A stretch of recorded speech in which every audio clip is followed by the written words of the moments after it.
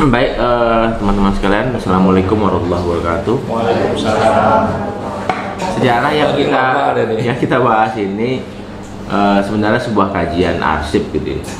Jadi kebenarannya itu ya sebatas arsip itu aja, tidak lebih, tidak kurang. Kalaupun ada nanti temuan-temuan baru yang bisa atau metode-metode baru dengan arsip yang sama mungkin ya, bisa jadi cara pandangnya juga bisa berbeda gitu. Jadi tidak ada yang mutlak sini gitu ya, kira-kira ya. Semuanya relatif ya, semua sains seperti itu. Apa yang dapat bertanggungjawabkan hanya sebatas apa yang ditemukan saja. Baik, untuk singkat waktu kami persilakan kepada Bayu Amde Winata Bali ini untuk menyampaikan materi. 19 naga. Hah?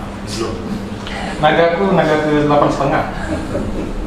Oke, assalamualaikum warahmatullahi wabarakatuh. Jadi sebetulnya awal dari cerita ini adalah karena kan buku dari Nadi Sumatera itu kan sudah masuk pembahasan bab 6. Bab 6 itu adalah Pekanbaru abad ke-19 awal 1800-an. Nah, kemudian karena banyak kelindan dari raja-raja Siak itu, dan juga karena periodisasi waktunya terlalu luas, dimulai dari Raja Kecil 1722 sampai Raja Yahya exile atau melarikan diri karena dikhianati oleh Said Ali, sehingga yang 1796 artinya ada periodisasi waktu yang hampir 70-an tahun, dan itu pergantian rajanya sangat cepat. Seperti Raja Alam dan Raja Mamun itu pergantian rajanya bisa per 3 tahun berganti karena kudeta dan segala macamnya. Karena itulah kami bersepakat kemarin untuk kita bahas dulu tentang siapa-siapa saja sih raja-raja kerajaan Siak. Tapi ini periodisasi awalnya dari Raja Kecil sampai dengan Raja Yahya, artinya dari 1722 sampai dengan 1796. Nah, karena kalau misalnya dari Raja Kecil sampai dengan Raja Sultan Syarif Qasim II, artinya itu butuh waktu dan pasti akan semakin pusing, karena terutama di sini terlihat periodisasi kelindan waktu antara raja-raja kecil, raja-raja yang setelah Raja Kecil, penguasaan mereka terhadap wilayah di kerajaan Siak, dan perpindahan ibu kota kerajaan mulai dari Buantan kemudian ke Mempura, dari Mempura kemudian ke Senapelan, dari Senapelan kemudian ke Kota Tinggi di Kabupaten Siak. Artinya banyak terjadi perubahan tempat dan posisi dari ibu kota, sehingga makanya kemarin dari kami juga mereview kembali perjalanan kerajaan Siak, dimulai dari Raja Kecil atau Sultan Abu Jalil Rahmat Shah 1722 sampai 1746 hingga Sultan Yahya Abdul Jalil Muzaffar Shah 1781-1796. Kalau beliau ini dapat dikatakan bonus lah, karena ini masuk nanti menuju ke bab 6. Di bab 6 periodisasinya kebanyakan beliau sama Said Zain Al-Jufri, nanti pertemuan selanjutnya sudah bisa dilanjutkan. Nah, ini adalah sebagai pembukaan dari malam ini. Dapat terlihat bahwa dimulai dari Raja Kecil Sultan Abdul Jalil Rahmat Shah 1722 sampai 1746. Nah, beliau meninggal atau mangkat di Buantan Kabupaten Siak. Kemudian Raja Mahmud Tugu Bunga Semara Sultan Mahmud Abdul Jalil Shah, itu periodisasi tahunnya terlihat sangat banyak karena beberapa kali terjadi perang dengan abangnya Raja Alam Sultan Abdul Jalil Alamuddin Shah, sehingga memang dalam periodisasi dua raja ini, terutama di catatan VOC di Malaka yang judul bukunya itu Batavia Income Different Book, itu dari 1746 sampai dengan 1765 terlihat dominasi dari dua anak Raja Kecil ini. Nah, kemudian setelah itu 1779, 1765 Raja Muhammad Ali sampai dengan 1779 dan diakhiri Raja Ismail, itu dominasi malah ke beliau Raja Ismail dibandingkan Raja Muhammad Ali. Nah, kemudian Raja Yahya dominasinya malah kembali ke Raja Muhammad Ali. Artinya peta-peta kekuatan kembali bergantung kepada penguasaan raja-raja ini terhadap armada perang atau pasukan perang. Nah, kita mulai dari Raja Kecil. Oke. Raja Kecil itu menjadi Raja Siak pada tahun 1722 sampai 1746. Kenapa saya mengambil periodisasi 1722? Karena kalau membaca dari surat menyerah VOC yang menceritakan bahwa setelah perang di Lingga, Raja Kecik diusir dari Lingga oleh Raja Sultan Sulaiman Badrul Alam Shah dan 5 Udaeng. Dalam suratnya itu ada tertulis sebuah surat 28 Agustus 1722 yang menceritakan Raja Kecik sedang berada di Pulau Bengkalis, kemudian berlayar menuju ke Sungai Siak. Nah, kalau kita berbicara Hikayat Siak itu menuliskan bahwa kemudian Raja Kecik mendirikan ibu kota di Buantan. Nah, itulah kenapa diambil periodisasi awalnya adalah 1722, karena setelah itu tidak ada surat di VOC yang menceritakan tentang Raja Kecik sampai ada sebuah surat bertarikh 1725 yang menceritakan bahwa ada utusan Raja Kecik Kerajaan Siak yang datang ke VOC di Malaka. Artinya selama periodisasi 1722 sampai 1725 terjadi proses pembentukan ibu kota kerajaan di Buantan. Nah, 1746 adalah meninggalnya beliau.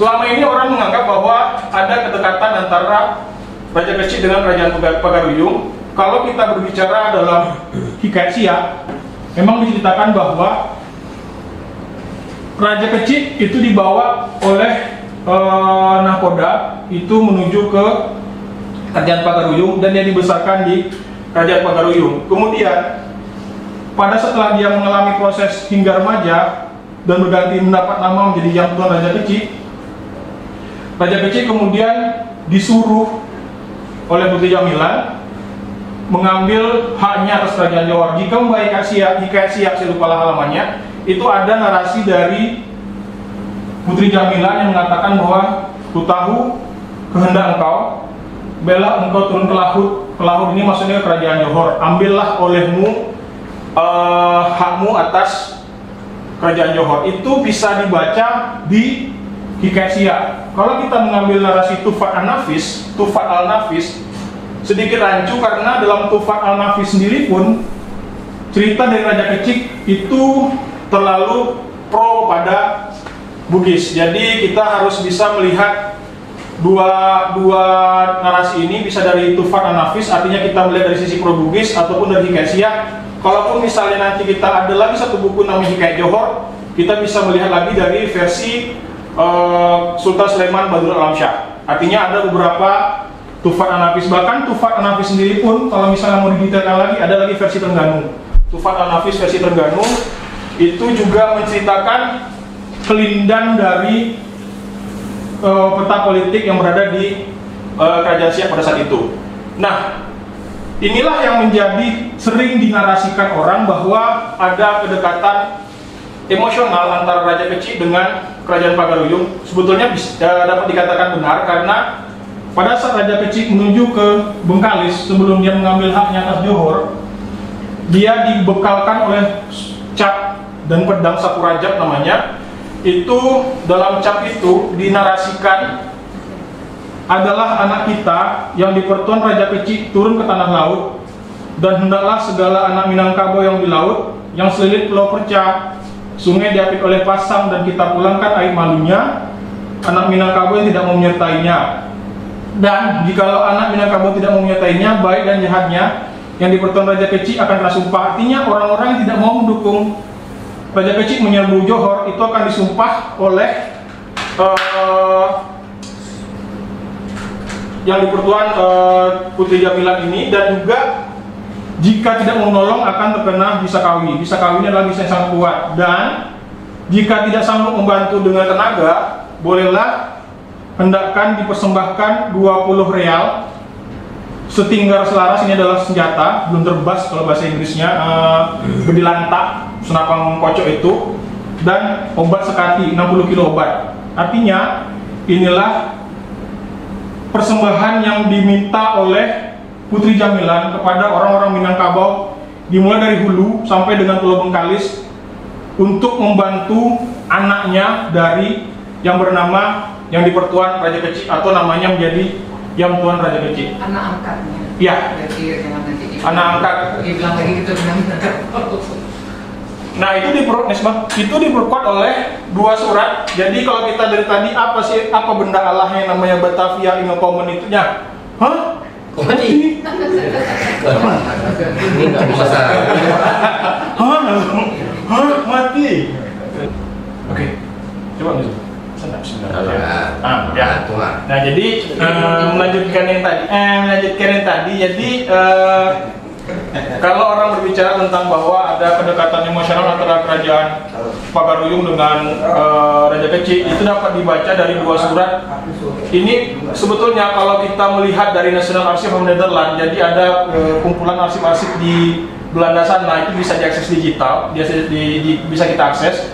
Itu ada sebuah buku yang berjudul Laporan Batavia Ingekomen Brievenboek. Nah, Brievenboek ini artinya surat menyurat dari Batavia ke Batavia. Nah, bisa jadi Malaka, bisa jadi Gorontalo, bisa jadi Makassar, bisa jadi Banjarmasin, bisa jadi Palembang, bisa jadi Pantai Barat Sumatera. Nah, kalau di kejadian yang berada di Kerajaan Siak, itu kepala suratnya adalah Malaka. Nah, Malaka ini bisa di starting pointnya adalah kalau kita ingin baca tentang Raja Siak, Raja Kecik, itu dari surat 1718. Sejak dari 1718 sampai dengan 1793 itu masih tersimpan banyak kalau kita ingin membaca kelindan apa yang terjadi di Kerajaan Siak berdasarkan versi tulisan dan laporan kepada Gubernur Jenderal VOC di Malaka yang kemudian mengirimkan kepada VOC di Batavia. Nah, ini dalam surat Batavia Ingekomen Brievenboek Malaka 1718 ada surat dari yang dipertuan Putri Jamilan, Ibu Suri dari Kerajaan Pagaruyung, pada tanggal 27 Oktober 1717, yang dalam surat ini disampaikan bahwa keponakannya, dia sudah menarasikan keponakannya itu sedang berada di Bengkalis dan berdagang ke Malaka. Kemudian poin krusialnya adalah dia meminta VOC Malaka memberikan bantuan untuk memulihkan hak keponakannya. Artinya dalam surat 2 lembar ini terdapat sepanjang ini ada narasi yang menceritakan bahwa Putri Jamilan itu sudah meminta bantuan kepada VOC Malaka agar membantu Raja Kecik untuk memulihkan haknya, artinya menjadi Raja Johor. Nah, kemudian bisa disebutkan di sini, Pak? Bisa. Nah, ini kepala suratnya, translasi dari Malay, artinya dari tulisan huruf Jawi, briefing. Yang dipertuan Putri Jamilan inilah permaisuri dari Kerajaan Pagaruyung yang membantu pergerakan Raja Kecik. 27 Oktober 1717. Kepala suratnya Malaka 20 Agustus 1717. Artinya dalam lembaran Malaka 20 Agustus 1717 ada lembaran Malaka 27 Oktober 1717 yang berasal dari yang dipertuan Putri Jamilan. Nah, dari sinilah bisa dilihat bahwa ada peranan bantuan dari Kerajaan Pagaruyung kepada Raja Kecik, dan itu untuk mengembangkan membantu Raja Kecik menaklukkan Kerajaan Johor. Zoom out, Bang. Sisa sebelah kanan. Nah, ya.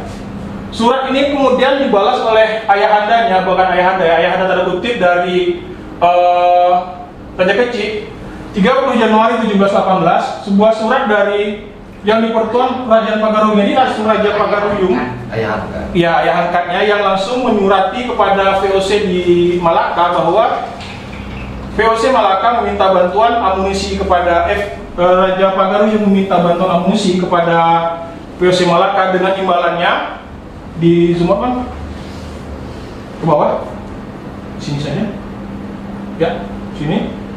Imbalan untuk bantuan yang diberikan kepada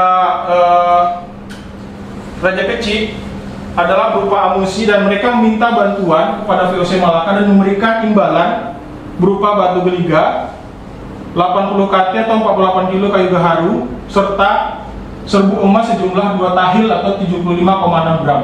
Imbalan ini yang diberikan dalam surat ini kepada VOC di Malaka oleh yang dipertuan Pagaruyung. Tujuannya apa? Dan dia sudah menuliskan anaknya. Dalam surat panjang ini ada narasi anaknya, yang berarti bahwa dari baik itu permaisuri ataupun Raja Pagaruyung sudah melihat bahwa anak Raja Kecik merupakan anak angkat mereka. Nah, di sini, di bawah sini itu sudah terlampir surat dari Gubernur VOC Malaka yang mengatakan, jikalau kami memberikan bantuan amunisi kepada Raja Kecik, itu semua amunisi yang ada di Malaka habis, sehingga dia hanya berikan setengahnya kepada Raja Kecil, dan Raja Kecil juga dibantu oleh armada Portugis yang kebetulan singgah pada saat itu sedang docking di Malaka, sehingga memang kelindannya dari surat ini dapat memperlihatkan bahwa pasukan Raja Kecil itu tidak hanya terdiri dari orang-orang Melayu, orang-orang laut, serta orang Pagaru, juga ada petinggi-petinggi besar yang meminta bantuan agar menolong anaknya untuk memulihkan haknya kepada kerajaan Johor. Next. Nah, setelah Raja Kecil wafat, kemudian Raja Kecil itu memiliki dua anak yang dominan, Raja Mahmud atau Tengku Buang Asmara dan Raja Alam. Periodisasi waktu mereka cukup panjang, 1746 sampai dengan 1765. Nah, ini makam dari Raja Mahmud yang berada di Mempura. Nah, ini adalah makam dari Raja Alam yang berada beserta istrinya Dahing Khadijah yang berada di komplek pekuburan bukit di Senapelan. Kalau kita berbicara secara galur, Raja Mahmud itu merupakan anak gahara. Anak gahara ini artinya adalah anak bangsawan, keturunan bangsawan, yang merupakan anak dari Raja Kecil dengan Tengku Kamaria. Tengku Kamaria adalah kakak dari Sultan Sulaiman Badrul Alam Shah, Raja Johor, dan Raja Alam itu merupakan anak Raja Kecil dengan Batin Musirawas yang bernama Enci Kecil atau Enci Jenamal. Nah, jadi dari struktur putra mahkota dapat dilihat bahwa sebagian besar petinggi berada di Kerajaan Siak, dominasinya mendukung Raja Mahmud karena dia dapat dikatakan anak gahara karena ibunya adalah bangsawan. Sedangkan yang ini, Raja Alamuddin, itu karena ibunya adalah keturunan Batin, jadi secara struktur dianggap belum seperti dari Raja Mahmud. Next, Bang. Nah, ini adalah surat dari, sebetulnya surat ini jadi surat krusial atau penting karena jika kita berbicara kenapa terlalu banyak kelindan antara Raja Alam dan Raja Mahmud, itu karena berawal dari surat ini. Jadi pada tanggal 27 Mei 1740, Enci Samsudin yang bergelar Enci Kampar atau Datuk Kampar itu membawa surat kepada Batavia, kepada VOC di Malaka. Dalam surat ini dia menjelaskan bahwa yang menggantikan Raja Kecil adalah Sultan Muhammad Abdul Jalil ibni Sultan Abdul Jalil Ahmad Shah. Artinya sudah ada pemilihan raja pengganti Raja Kecil. Dari surat ini juga dapat dikatakan Raja Mahmud menjanjikan kepada VOC bahwa dia akan memulihkan hubungan antara Kerajaan Siak dan Kerajaan Johor. Kenapa? Karena pada saat itu antara Kerajaan Siak dan Kerajaan Johor itu sedang terjadi peperangan antara keturunan dari bendahara itu Sultan Sulaiman Badrul Alam Shah dengan Raja Kecil sebagai pendiri Kerajaan Siak. Nah, ini dalam surat ini di zoom sini, Bang. Ini adalah nama dari Sultan Muhammad ibni Sultan Abdul Jalil Rahmat Shah yang dibawa oleh Enci Samsudin. Mungkin yang nulis adalah keturunan dari Bugis sehingga dia menjadi Samsudin menjadi Samsudin. Ikan menjadi ikan dan jadi ini adalah surat resmi bahwa terjadi perpindahan antara Raja Kecil ke Sultan Muhammad, atau kalau di tulisan VOC dia Muhammad. Jadi atau Muhammad atau Mahmud. Tapi dari surat menyurat kita kebanyakan bukan Mahmud. Ini dapat dilihat bahwa sudah ada secara resmi Raja Kecil itu menggantikan. Tapi zoom out, Bang. Next halaman. Kemudian Tengku Kamaria meninggal dunia sehingga Raja Kecil seperti kehilangan pijakannya. Jadi dalam Hikayat Siak ataupun dalam Tufat Al-Nafis itu diceritakan bahwa Raja Kecil itu seolah-olah mengalami gangguan jiwa. Itu diperkuat oleh apa? Ya, itu diperkuat oleh dalam surat kecil ini, surat yang tidak begitu panjang, ini cuma 1 halaman, tapi ini menjadi krusial. Jadi ada 26 Februari 1745 itu ada surat yang melaporkan kepada Gubernur Jenderal VOC di Malaka bahwa Raja Kecil itu, jadi dalam sepanjang ini ada yang menarasikan bahwa Raja Kecil dalam kondisi sakit. Kemudian Raja Alam ini anaknya itu sedang berada di Siantar di Pulau 7. Artinya terjadi perpindahan kekuasaan Anambas. Terjadi perpindahan kekuasaan. Raja Alam memilih untuk berlayar ke Anambas dan Raja Kecil dalam kondisi sakit tanda kutip, artinya hilang ingatan. Kenapa? Karena dia selalu berada di kuburan Tugu Kamaria, sehingga secara de facto Raja Mahmud itu menjadi pemimpin pada saat itu di Kerajaan Siak. Ini sebetulnya Alam, tapi karena dia nulisnya M-nya tidak jelas jadi Alan. Ini sebetulnya Alam. Nah, ini jadi penting karena pada saat itu kita sebut, Bang, kalau kita bicara pada Tufat Al-Nafis, jadi dalam kondisi Raja Kecil sedang mengalami sakit galau itu, keluarlah pernyataan dari Raja Kecil, siapa yang hidup, itulah anak kita. Artinya terjadi peranglah di pusat Kerajaan Siak antara Raja Mahmud dan Raja Alam.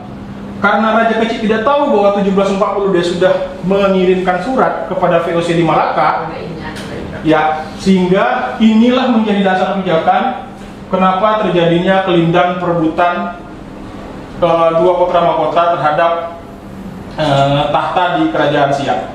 Begitu Raja Kecil meninggal, mulailah perang antara Raja Mahmud dan Raja Alam, dan itu berlangsung sampai dengan Raja Mahmud meninggal 1760. Begitu. Tufat An-Nafis itu jelaskan apa? Tufat An-Nafis adalah buku yang dikarang oleh Raja Ali Haji, karena beliau adalah anak dari cucu dari yang di Pertuan Muda 3 Kerajaan Johor Lingga dari Kamboja, sehingga narasi dari Tufat An-Nafis sebagian besar memang pro Bugis, dan nama Raja Alam cenderung ditulis dengan sedikit lebih dibandingkan Raja Kecil bahkan Raja Mahmud. Kalau misalnya ingin melihat versi lainnya, bisa baca Hikayat Siak. Kalau ingin versi lebih rumit lagi, bisa baca Hikayat Johor. Hikayat Johor itu karangan dari Sultan, penulisnya dari yang hidup pada zaman Sultan Sulaiman Badrul Alam Shah. Jadi banyak versi yang bisa kita telah dari hikayat, selain juga membaca dari tulisan Cakar Ayam dan Memusingkan ini. Artinya sumber-sumber primer yang bisa dijadikan pijakan untuk membaca mengenai Kerajaan Siak. Tufat Al-Nafis, Hikayat Siak, Syair Perang Siak, Hikayat Johor, Batavia in Common, Memory General Misiven, sama The Register. Artinya ada sekitar 7 buku yang masing-masing rata-ratanya itu 2000-an halaman lah untuk menceritakan tentang kelindan-kelindan dari apa yang terjadi pada saat itu. Apalagi Batavia in Common itu satu surat itu rata-rata 2000 halaman, dan paling tentang Siak itu dampaknya cuma 10, 5, ya kayak gitu-gitulah. Harus ekstra sabar. Next. Nah, inilah kelindan dari dua anak raja tersebut. Raja Mahmud 1746. Jadi begitu Raja Kecil meninggal, beliau menjadi raja. Tetapi kemudian Raja Alam melakukan kudeta dan berkuasa selama 2 tahun. Tetapi dalam ini Raja Alam juga tidak hanya berada di ibu kota Kerajaan Siak, dia juga berada di Anambas. Sehingga pada tahun 1747 dia terlibat perang dengan pasukan dari Sultan Mahmud serta Sultan Sulaiman Badrul Alam Shah, karena Sultan Sulaiman Badrul Alam Shah mengusir Raja Alam dari Anambas karena Anambas merupakan daerah taklukan Kerajaan Johor. Kemudian 1747-1753 Raja Mahmud. Kemudian kembali lagi di kudeta 1753 hingga 1755. Dan kemudian selama 5 tahun Raja Mahmud menjadi raja di Kerajaan Siak. Nah, dari sini dapat terlihat bahwa inilah kelindan para mahkota Kerajaan Siak yang berebut penguasaan atas Kerajaan Siak. Nah, ini bisa dilihat di berbagai sumber primer yang tadi saya sampaikan. Next slide. Nah, selain itu, Sultan Sulaiman juga masih memegang dendam terhadap Raja Kecil, sehingga dia mulai menyusun siasat karena dia cenderung pro kepada keponakannya Raja Mahmud. Tetapi di belakang layar dia juga menjalin kontrak dengan VOC dan Malaka. Jadi 23 Mei 1746 terjadi kontrak antara VOC Malaka dan Sultan Sulaiman. Yang intinya adalah VOC Malaka itu, Sultan Sulaiman minta bantuan kepada VOC Malaka untuk menguasai Sungai Siak serta menguasai Kerajaan Siak, serta nantinya posisi dari Raja Siak tidak lagi menjadi raja tetapi sebagai Datuk Bendahara. Kemudian dari ini kontrak ini sebetulnya ada dalam surat tadi Batavia Ingo Common, tetapi ada beberapa ilmuwan di Belanda itu kemudian mereka mentransliterasikan. Ini sebetulnya adalah bahasa cacing yang kemudian berubah menjadi bahasa Romawi seperti ini. Artinya ini kontrak 1746. Kemudian ditransliterasi, artinya ada tambahan-tambahan. Ini kayak ini 23 Mei, Farhet Yar Kristin 1746, artinya ini menggunakan kalender Romawi. Yang intinya ada ini seperti Sultan Sulaiman. Mana Sulaiman ini, tapi ini Sulaiman. Jogja. Ya betul, Sultan Sulaiman. Koning inilah kepala raja, Van Johor and Pahang. Artinya ini adalah surat yang menceritakan kontrak bahwa si VOC siap membantu Sultan Sulaiman untuk merebut kerajaan Siak. Artinya di belakang layar juga ada kelindan dari kerajaan Johor karena dia masih tetap dendam bahwa ayahnya dibunuh oleh Raja Kecil dan itu menjadikan dia menjadi dasar dia untuk merebut kembali kerajaan Siak. Bisa sebelah Pak. Nah, di slide ini ada lagi perjanjian 1756, 1754, intinya sama. Kemudian karena Sultan Sulaiman dan VOC itu ikut membantu Raja Alam, mengunci Raja Mahmud, maka tidak ada namanya makan siang gratis. VOC ingin membangun loji di Pulau Guntung. Nah, dari sinilah mulai masuknya secara total VOC di wilayah Kerajaan Siak. Jadi mereka meminta membangun lojinya adalah benteng di Pulau Guntung yang sekarang posisinya itu sebetulnya di Sungai Apit, tetapi secara peta kayak sudah tidak ada lagi. Mungkin bisa jadi abrasi. Next Bang. Nah, sebelum kita nanti masuk ke di bawahnya dulu Bang, ke halaman sebelumnya aja Bang. Nextnya. Nah inilah yang namanya loji Pulau Guntung atau Pulau Gontong yang diambil dari peta penyerbuan Raja Alam kepada Kerajaan Siak pada tahun 1761. Dapat dilihat nih kapal-kapal dari VOC. Kemudian ini ada bendera-bendera yang berbeda. Bendera-bendera yang berbeda merupakan bendera-bendera pasukan dari Kerajaan Siak yang pro dengan Raja Alam. Ini adalah Pulau Guntung, sebuah loji yang berada di muara Sungai Siak. Yang kemudian inilah yang menjadi tempat yang diminta oleh VOC setelah mereka membantu Raja Mahmud mengusir Raja Alam beberapa kali dari wilayah Kerajaan Siak. Tetapi pulau ini kemudian diambil alih kembali oleh Raja Mahmud pada tahun 1759. Pada bulan November, pulau ini sebagian besar orang-orang yang berada di sini meninggal diserbu oleh pasukan dari Raja Mahmud, sehingga dapat dikatakan bulan November 1759 itu titik balik dari Kerajaan Siak setelah wilayah mereka dimasuki oleh si VOC Malaka. Ini pulau ini sekarang tidak ada lagi sih. Jadi kalau melihat petanya ini adalah benteng, ini adalah negeri, ini adalah perkampungan. Kemudian adalah kapal-kapal yang berada di Sungai Siak. Ini adalah kedalamannya 3 meter, 4 meter.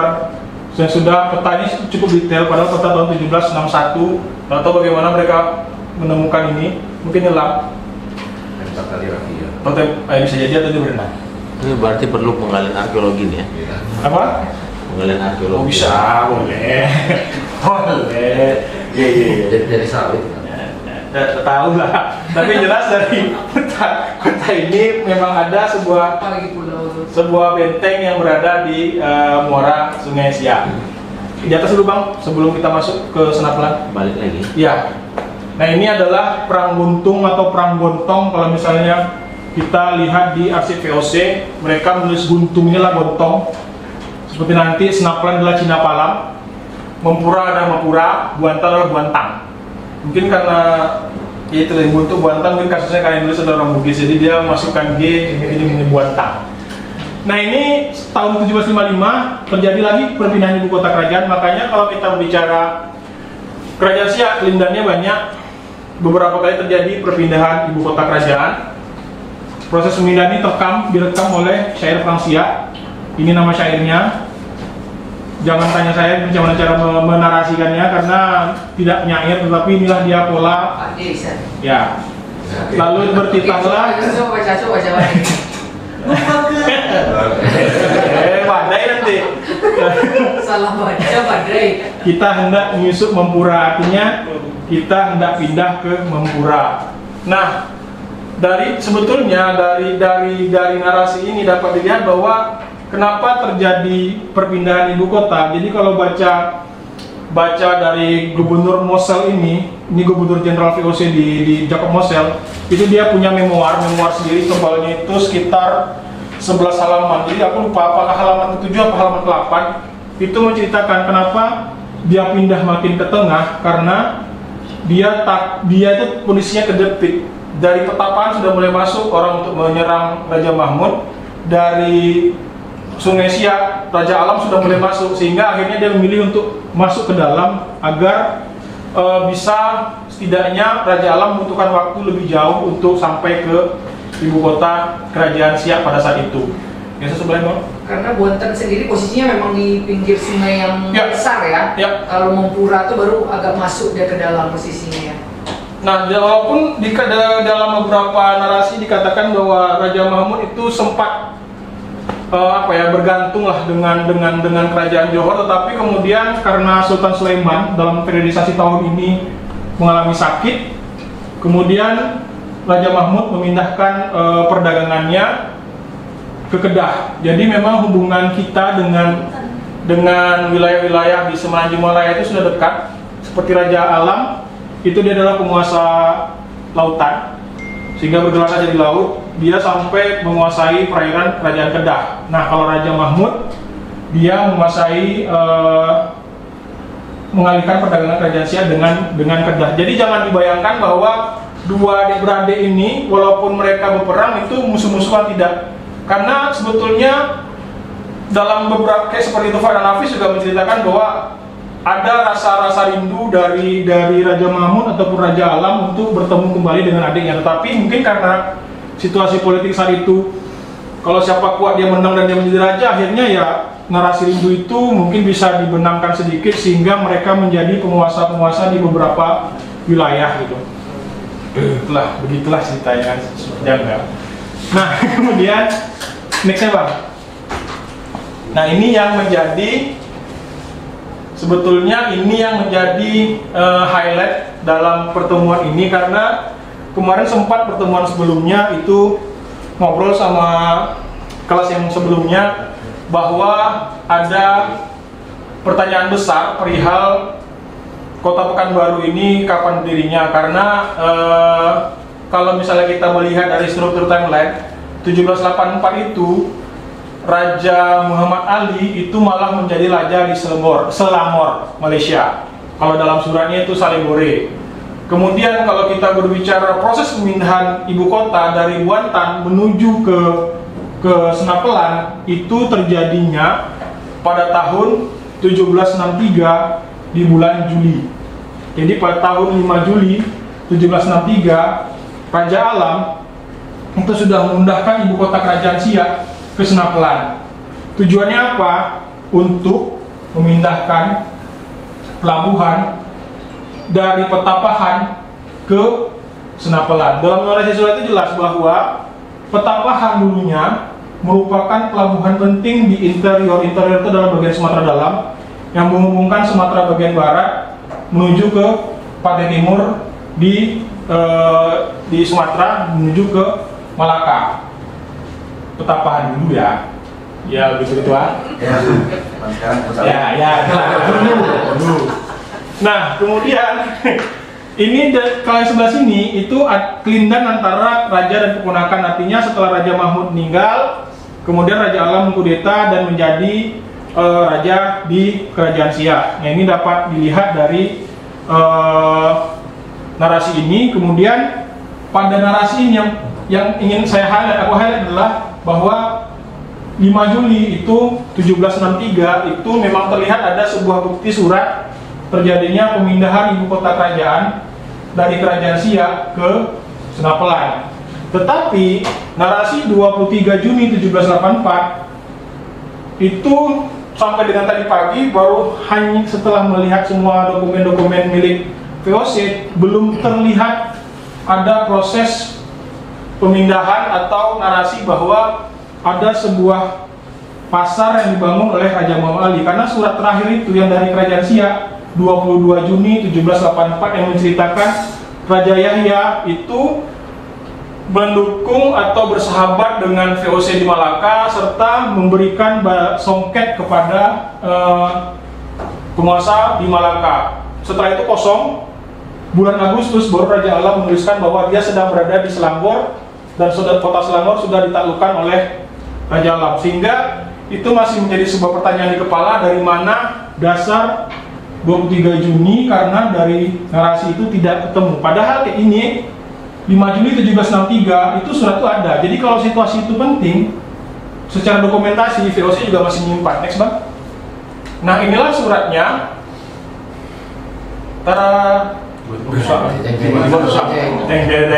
Inilah surat dari pemindahan ibu kota dari kerajaan dari Mempura menuju ke Sinapalang. Mana? Nah, sini. Yang sini. Sinapalang. Nih. Sinapalang. Ini First Tasik nih, ini artinya pemindahan Nar di Sinapalang. Ini adalah Sinapalang. Di bawah kan bang? Ke kanan? Bawah lagi? Ini suratnya 5 Juli 1763. Secara struktur, artinya secara dokumentasi, kalau misalnya sesuatu ada kejadian penting dan itu dianggap memang pemimpin-pemimpin besar, mereka pasti akan menuliskan kontrak. Dan lucunya suratnya adalah surat protes. Jadi sebelah kiri bang, kiri lagi tadi yang bukan ini tasnya, tas ini Raja Alam, artinya untuk Raja Alam. Artinya VOC itu protes dia. Kenapa kau pindahkan ibu kota itu ke Senapelan? Dan kenapa kau menguasai Petapahan? Tapi karena Raja Alam ini memiliki armada yang kuat, sehingga dia tidak peduli dengan narasi dari untuk Raja Alam ini. Dia tidak peduli. Ini dari siapa ini? VOC Kerajaan Alam. Tidak ya. Bawa nih, Tentang. Nah ini kan, ini Van Petapahan, artinya ada sebuah Van Petapahan ini, Nar Sinapalang, artinya ada pemindahan dari Petapahan ini akan dipindahkan ke Senapelan. Jadi posisi pelabuhan dan pasar yang dulunya berada di Petapahan kemudian dipindahkan ke Senapelan. Ini adalah menyurat yang memperlihatkan proses pemindahan ibu kota Kerajaan Siak dari Mempura menuju ke Senapelan. Ini kalau misalnya baca ini, Raja Muhammad Van Petapahan, artinya dulu Petapahan itu pasarnya dibuka sejak zaman pemerintahan Raja Mahmud. Nih, bahwa ada sebuah pasar dan pelabuhan penting itu yang akan dipindahkan ke Senapelan tadi, Sinapalang tadi, itu sejak zaman Raja Mahmud itu sudah menjadi pelabuhan penting. Artinya sekitar 1746 atau 1755 Petapahan itu mulai semakin dianggap sebagai wilayah penting di Pulau Sumatera. Itu dulu lah ya. Saya rasa itu dulu sebelum ngos-ngosan. Pertanyaan? Maksud dari surat menyurat yang ini mengenai Petapahan, artinya itu untuk periodisasi udah mulai di zaman Kerajaan Siak kan? Iya. Kalau yang sebelum adanya Kerajaan Siak itu kan memang beda. Itu Datuk Bendahara yang memang dikuas yang masuk dalam taklukan wilayah Johor kan? Ya. Nah kalau betul. ini memang udah Setelah masuk, Kerajaan Siak berdiri. dan periodenya udah periode kerajaan ya? Ya, betul. Sehingga memang kalau surat ini surat yang ini, yang nar petapahan ini sebetulnya menarasikan bahwa petapahan itu pada zaman pemerintah Raja Mahmud itu memang sudah menjadi sebuah pelabuhan penting di interior Sumatera atau Sumatera bagian dalam. Nah kemudian karena Raja Alam melihat Senapelan itu lebih dibandingkan si Petapahan, akhirnya dia memindahkan pelabuhan itu ke Senapelan. Pelabuhan itu pindahnya sekitar bulan Agustus, ada surat kepala surat itu 9 Agustus 1763. Proses pemindahan Petapahan ke Pekanbaru. Tapi proses pemindahan Pekanbaru Mempura ke Senapelan itu sekitar bulan Juli 1763 sudah mulai proses pemindahannya. Gitu. Ini surat protes sebetulnya dari VOC di Malaka. Ini kalau misalnya nih memang ini huruf lucu nih kayak gini nih Wak, Petapahan ya kan, dan Sinapalam tuh. Kenapa namanya Sinapalam coba? Enggak, tapi kalau maksudnya ini kan orang Belanda yang nulis kan? Iya.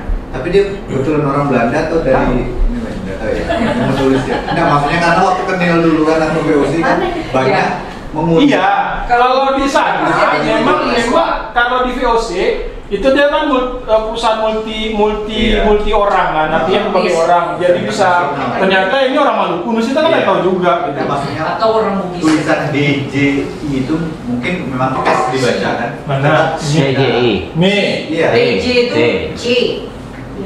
DJ jadi C. Itu Kalau eja lama. Kalau eja lama. Eja Van Ophuijsen. atau Van Ophuijsen Belanda.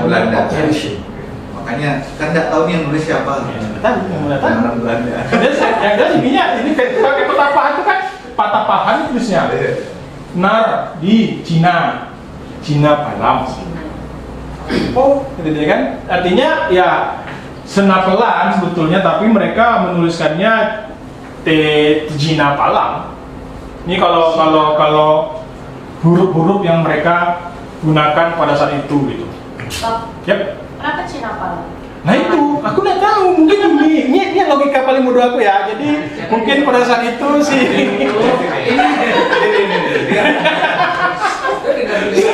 si Belanda ini kan datang lautusan kan. Mana? Tadi kan? Mana? Senapelan. Cina Palam mungkin ya.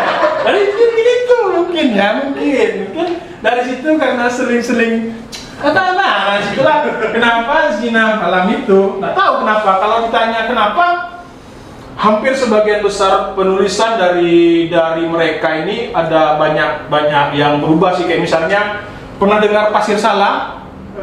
Palas 1685 itu ada sebuah kontrak dari VOC kepada Petapahan itu menuliskan sebuah wilayah di Sungai Siak bernama Pasir S Salah.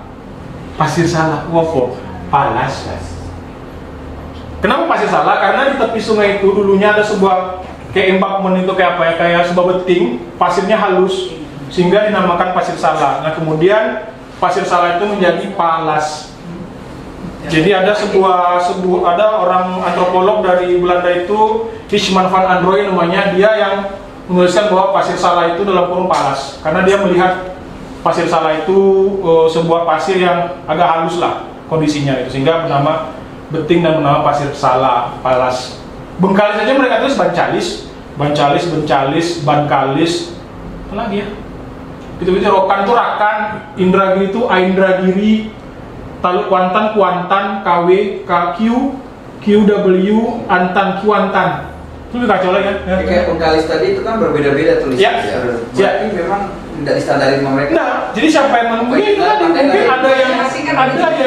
ada yang peka badak mungkin kan, ada yang peka badak. Ini tulisnya hanya menulis apa didengar, tapi ada yang kepo kan dari mana? Coba cara nulisnya, mungkin bisa jadi begitu, karena kan udah bisa bertutur. Ya, cocok kan? Nah, bisa jadi kan penulisannya itu memang juga periodisasinya beda-beda. Ada yang tulis itu yang misalnya kayak peta yang bikin Spanyol. Ini siangnya. Ada yang peta. Saya pakai K, Siach. Ada yang Portugis bikin, itu juru tulisnya beda-beda. Juru tulis berbeda mendengarkan report atau misalnya kayak dia menuturkan gitu kan, tuliskan ini. Tentu dia nangkapnya juga juga akan beda. Tuh. Makanya bisa jadi Kak Rudolf nanti Raffles. Jadi nanti di bagian akhir materi ini ada surat dari Raffles. Itu asli tuh. Siap, betul-betul siap ditulisnya, nampak lah emang ya sekolah ya kan. Kalau ini mungkin ya begitu lah ya. sekolah juga Pandai tulis kan? Iya, karena di periode zaman kerajaan itu peran si juru tulis itu sangat penting dalam menceritakan kembali kejadian-kejadian atau mencatatkan kejadian-kejadian pada masa kerajaan. Dokumentasi. Iya, dokumentasi. Kayak gini Jadi kan, perannya itu penting. Raja Mahmud kan, Raja Mahmud itu Raja Mahomet di harusnya. Mahomet. Apa Mahomet? Ya kan kadang-kadang gini, kalau dalam linguistik itu kadang-kadang Ini ada tadi ya, Pak. belum tahu gitu ya, ada Teorinya sama dia. ya, Sudah pelan ya kan? kadang-kadang orang itu kan dia bersandar pada pengalaman lidah dan bahasa mereka sendiri gitu.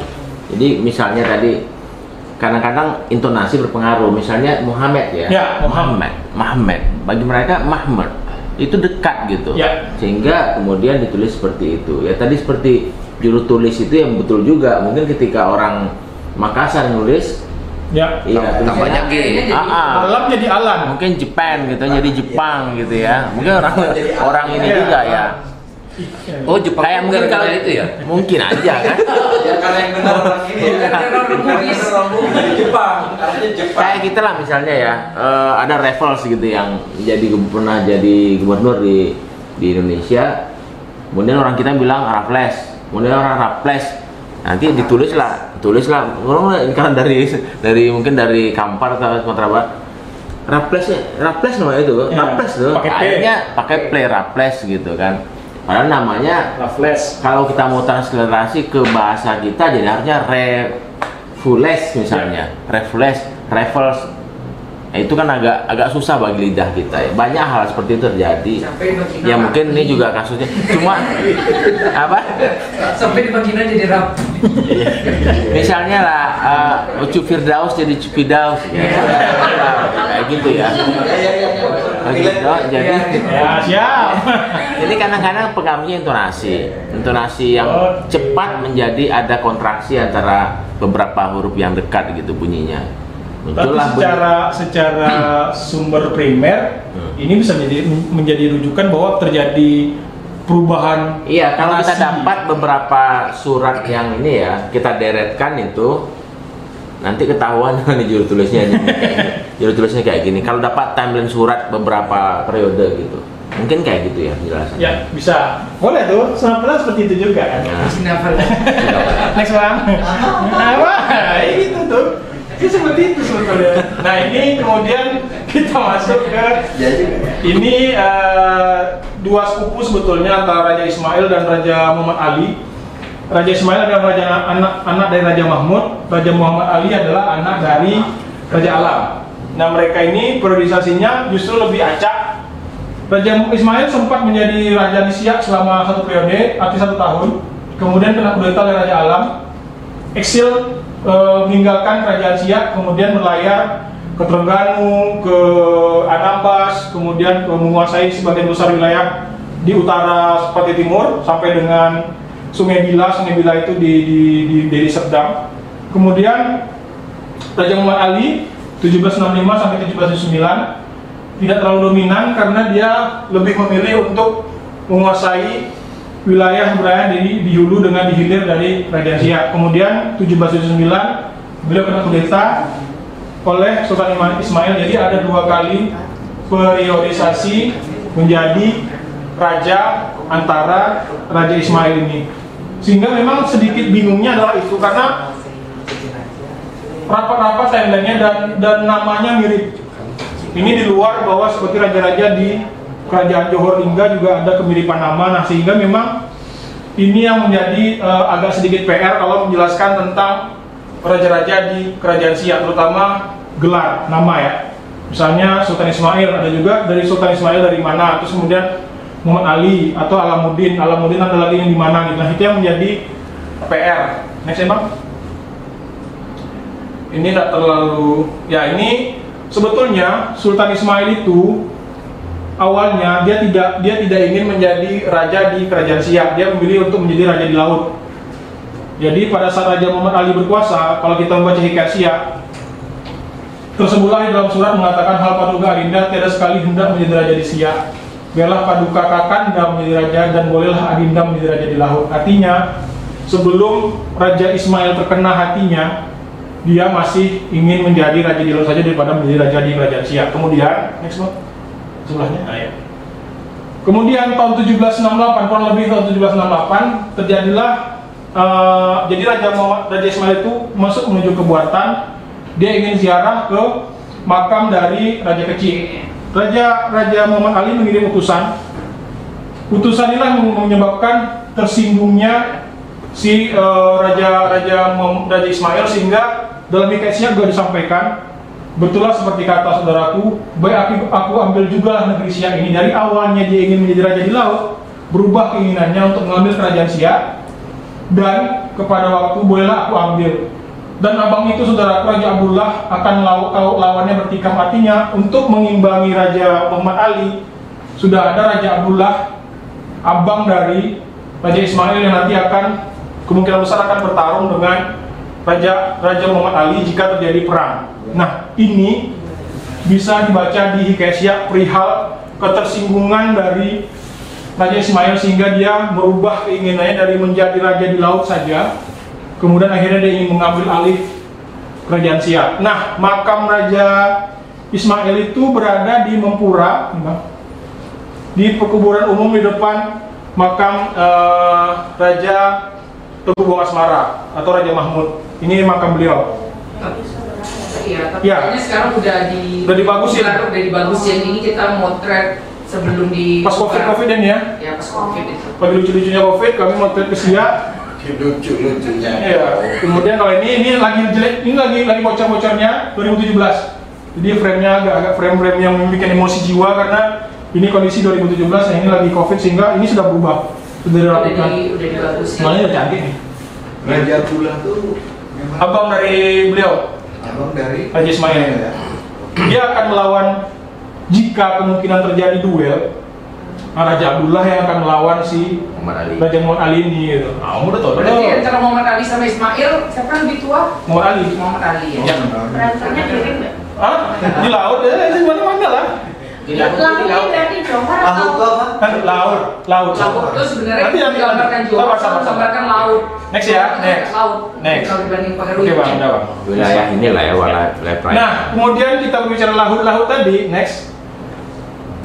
Nah, bulan Oktober 1767 terjadilah perang di Singapura. Tanah Merah di mana tuh?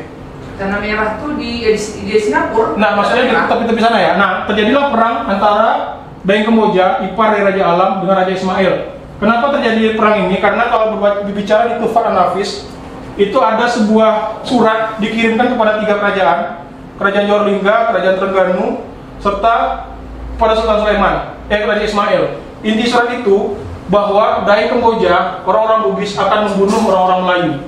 Dalam Tufan An-Nafis tidak tahu siapa yang menuliskan, tapi surat itu sudah disebarkan kepada beberapa kerajaan. Raja Ismail membaca surat itu menjadi emosi. Awalnya dia berada di Natuna, dia Nambas. Bisa jadi hoax. Ya, hoax pertama. Banyaknya ribut-ribut keluarga ini kan karena apa namanya? Karena kompor sebenarnya. Ya. Ini aja udah enak dia bagi-bagi wilayah sebenarnya kan. Ya. Aku di laut, kau di darat. Tapi orang tetap juga butuh mencari yang nomor 1 gitu kan, Ya. kompor. Nah, karena surat itulah akhirnya Raja Ismail terpancing dan kemudian dia menyerbu Daeng Kemboja. Jadi mereka tuh sudah berjanji, ini Raja Ismail ini eksilnya ke Terengganu. Dia diterima oleh pihak kerajaan Terengganu. Jadi kalau dalam payung besar di kerajaan Siak, ada pro Bugis, ada pro Melayu. Pro Bugis itu adalah Raja Alam dan Raja Muhammad Ali, sedangkan yang Melayu itu adalah Raja Mahmud atau Teguh Buang Asmara dan Raja Ismail. Itu terlihat dalam surat menyurat kemana mereka akhirnya menempatkan dirinya. Kalau Raja Alam dan Raja Muhammad Ali, dia cenderung kepada Daeng Kemboja yang di Pertuan Muda 3 Kerajaan Johor. Karena iparnya. Ya, betul. Dan juga memiliki pasukan yang kuat pada saat itu. istrinya Raja Alam itu adiknya dari Kamboja. Ya, Dahi Khadijah. Makanya Muhammad Ali pun ada darah Bugis dari Sehingga dia ada darah Bugisnya. Nah, kemudian untuk memperkuat sekutu tadi, Raja Ismail kemudian menikah dengan anak Raja Terengganu. Ada dua nama. Kalau di surat menyurat VOC namanya Tengku Enit. Tengku Enit namanya. Jadi inilah yang membawa tradisi songket menyongket di Kerajaan Siak. Jadi tapak awalnya songket kita itu sebetulnya berasal dari Terengganu. Kemudian menikah dan Raja Ismail masih berada di Bukit Batu. Kemudian jika kita lihat dalam peta persebaran songket juga ada di Bukit Batu, dan kemudian songket bergeser makin ke dalam di wilayah Kerajaan Siak. Jadi setelah Raja Ismail menikah, dia tinggal di Bukit Batu, dia membawa tradisi songket di Bukit Batu dulu, kemudian dia masuk ke dalam ke ibu kota Kerajaan Siak. Nah, disitulah terlihat bahwa persebaran dari tenun atau songket. Bisa Bang? Nah, ini adalah surat dari kepada Raja Muhammad Ali dari VOC di Malaka yang mengabarkan ini An Raja Muhammad Ali, artinya ada surat dari VOC Malaka yang mengabarkan bahwa Raja Ismail itu sedang berada di Bengkalis dan Bukit Batu. Itu pada bulan Desember 1767. Geser Bang sebelah kanan. 24 Desember sebelum Natal. Ya, ini mana Bukit Batu ya? Itu bukan Desember ya. Oh ini Pancalis nih, Bengkalis Libur panjang tuh ya. dan Bukit Batu. Jadi Bukit Batu ini tulisannya dulu Bukit Batoe. Nah, ini adalah posisi di mana Bancalis dan Bukit Batu, dua wilayah yang menjadi kekuasaan dari Raja Ismail pada saat dia eksil dari kekalahannya di Selat Singapura atau di Tanah Merah. Gitu. Next ya Bang. Berarti ada Datuk Asmana. Belum Bang, ini masih Syahbandar 3. Syahbandar 3 Syahbandar 3 Pulau Bengkalis. Jamal. Datuk Bandar Jamal. Ini periodisasinya 1767, itu masih Syahbandar 3 ke Pulau Bengkalis. Kalau Datuk Asmana itu 1808 kurang lebih. Masih panjang Bang. Masih banyak bisa untuk menjelaskannya dari Kerajaan Siak ini. Next ya. Nah, menariknya Raja Ismail, dia pindah ke Tanah Putih dan memperkuat posisi Arautara. Nah, Raja Ismail itu sama dengan Raja Alam, dia agresif. Kalau Raja Muhammad Ali dia keburu terkunci oleh dia tidak bisa menguasai ke hulu, ke utara ataupun ke arah selatan. Jadi dia memilih untuk berada di wilayah Kerajaan Siak dari arah Senapelan sampai dengan hilir, itu berada di muara Sungai Siak. Tetapi Raja Ismail karena dia berada di luar, di Bengkalis dan Bukit Batu, dia cenderung lebih lasak, dan sehingga dia kemudian memindahkan posisinya ke Tanah Putih. Jadi kalau misalnya ada orang-orang Tanah Putih yang menarasikan bahwa mereka juga keturunan dari Kerajaan Siak, ya itu karena sejak tahun 1774 Raja Ismail sudah memindahkan kerajaan posisinya ke Sungai Rokan, dan dia membangun sebuah istana juga di sana. Nah, dalam posisi inilah mulai terjadi banyak beberapa wilayah dikuasai oleh Raja Ismail seperti Deli Serdang, Asahan, Batubara, Sungai Pane, Bila, bahkan Bangka Belitung itu sudah mulai dikuasai oleh Raja Ismail karena dia juga memiliki armada laut yang kuat, sehingga sebagian besar memang dapat dikatakan dua raja ini, Raja Ismail dan Raja Alam, itu merupakan raja di laut dari Kerajaan Siak, sedangkan Raja Muhammad Ali cenderung basicnya menjadi raja di darat. Sebetulnya narasinya menjadi tidak terlalu kuat karena dia sendiri tidak bisa mengembangkan wilayah karena terkurung oleh sepupunya yang sibuk kesana kemari memperluas wilayahnya. Bahkan dia sampai ke Peranan Kedah. Bahkan dengan Bangka Belitung ini, Bangka Belitung membayarkan sebuah upeti kepada Raja Ismail itu berupa perak seberat 600 tael, berapa ya, 600, jadi sekarang ini sekitar 600 kilo lah per bulan itu kepada Sultan Ismail karena membantu Bangka Belitung pada saat itu membebaskan dari perompak. Nah, jadi secara apa secara posisi memang Raja Ismail ini cenderung lebih agresif dibandingkan Raja Ismail, kemudian Raja Muhammad Ali, dan kemudian 22 Agustus 1779 Raja Ismail kembali menjadi Raja Siak dan Muhammad Ali menjadi yang di Pertuan Muda Kerajaan Siak, artinya posisinya kembali digeser 22 Agustus 1779. DPR yang di Pertuan Muda. Jadi baik, Ya. kan ini walaupun tahunnya di situ kan beda-beda, tapi fokusnya yang satu ke utara, Ya, keluar, ya. sedangkan ini Beliau itu ke kunci. sini. Iya, nggak bisa kemana-mana dia karena Tapi suatu kan ini ganti-gantian Ya. dari Jasper Ya. sama Muhammad Ali. Muhammad Ali ini kan Ya. ganti-gantian. Nah, sewaktu dia misalnya lagi nggak tahu ya apakah dia ketika menguasai yang di daratan ini itu Muhammad Ali-nya ke mana? Muhammad Ali tetap hanya berada di Cina Palam tadi. Oh, oke. Dan Mempura berada kondisinya masih kosong, dikosongkan karena Raja Ismail dia belum, setelah dia menjadi raja, hanya baru pada saat Raja Yahya memerintah baru dipindahkan lagi ibu kota dari Senapelan menuju ke Mempura. Mempura masih kosong. Jadi Raja Muhammad Ali cenderung berada di Senapelan. Dan kalau melihat dari kapal-kapal keluar masuk ke Malaka, itu emang lagi sedikit tahun-tahun ini dari Siak. Kemunduran lah, dapat dikatakan kemunduran karena yang lasak betul ini. Mana-mana ada, pokoknya gas. Ini kayak ini nih kan, sebelah kanan, Bang. Ini dibesarkan dikit. Bentar. Mana ya? Pane. Nah, nih. Ini adalah wilayah dikuasai dia yang paling utara, Pane, dan Bila. Bila ini Sungai Bila. Sungai Bila ini adalah Deli Serdang. Jadi dua wilayah ini, Van Pane dan Bila itu, ini kalau ini orang-orang Pasuruan. Nah ini sudah dikuasai sendiri oleh si Raja Ismail. Artinya secara perpolitikan dia sangat kuat. Sama seperti Raja Alam yang artinya lebih agresif lah memperluas wilayahnya. Begitu. Ya. Yang Saya tadi lupa. Nah, Yang aku tertarik yang tadi Raja Ismail waktu dia mindahin 17 berapa tadi yang mindahin ke Tanah Putih yang dirokan.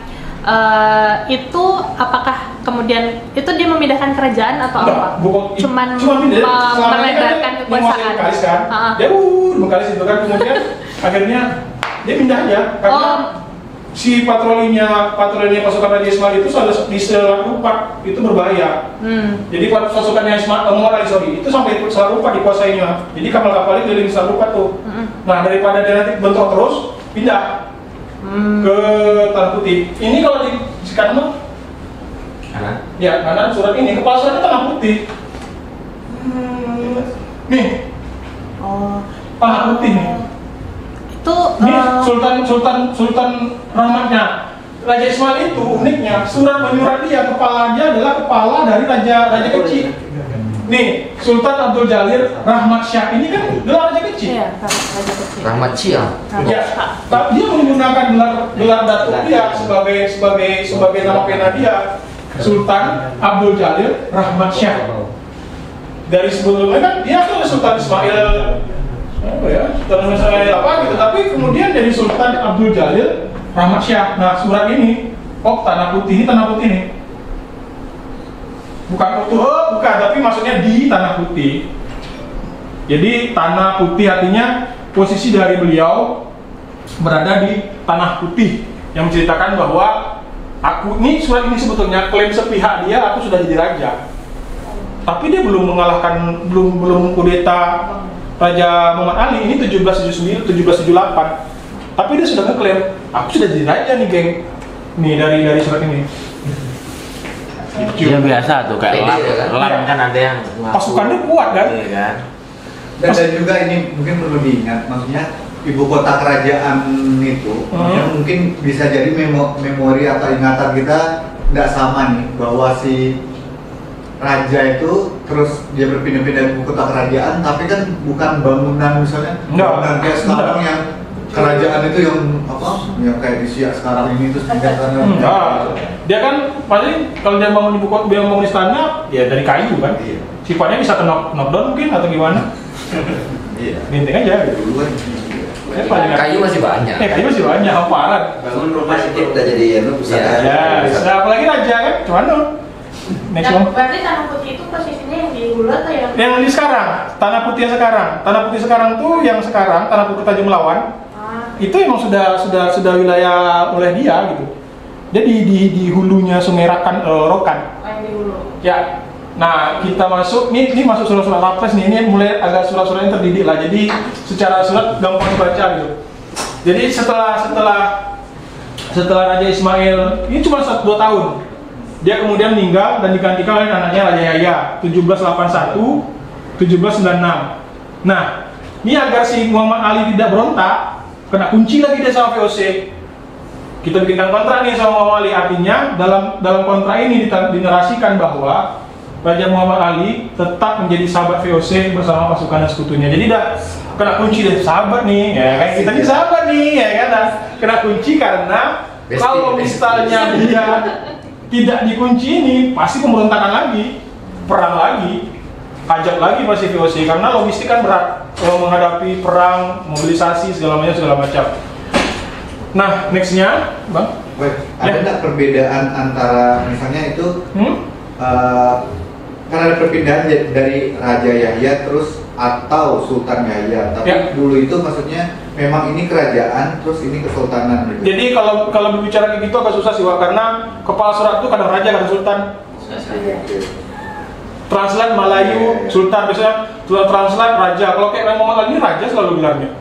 Alam itu raja, Muhammad Ali raja, Ismail itu sultan, Raja Yahya Mahmud itu sultan, Raja Kecil itu raja dia. Raja Kecil, bukan Sultan Kecil, bukan Sultan Ahmad Shah, tapi Raja Kecil, cuma itu aja. Di catatan. Ya, jadi agak sedikit sumir kalau kita membaca di surat ya, arsip ya, karena untuk membedah narasi itu memang menjadi lebih rumit karena kita melihat definisi sekarang bahwa raja begini, sultan begini. Nah, dulu tuh mungkin mereka adalah tulislah, ya, mungkin gitu ya. Jadi agak rumitnya di sana sih narasinya gitu.